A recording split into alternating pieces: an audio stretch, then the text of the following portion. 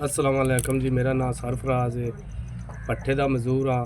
शर्मजाद फोड़ा निकलिया, डॉक्टर जो भी कोई पैसे नहीं, गरीब बंदा।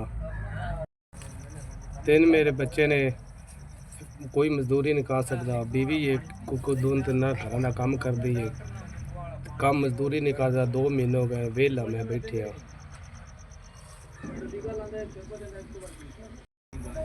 अस्सलाम वालेकुम। मेरे 3 बच्चे ने, मियाँ बीमार है। मैं जेड़ा 2-3 घरां दे काम करनी आ ते आ बिल भी नहीं तरदा। मसा घर दा काम थोड़ा बड़ा दा आटा दाल भी नहीं पूरा होंदा।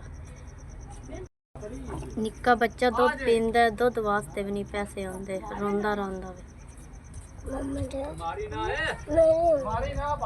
परेशान हाँ, दवाई वास्ते भी कोई आसरा कोई नहीं।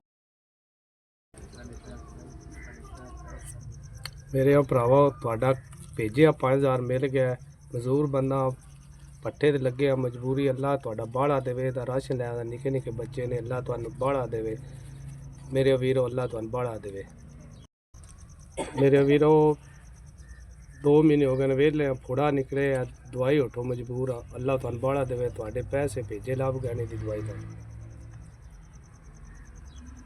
मेरे वीरो तुहाडे 5000 रुपया लाभ गया। अल्लाह तुहाडी जिंदगी करे। मैं बच्चों का राशन पानी लैवां दी।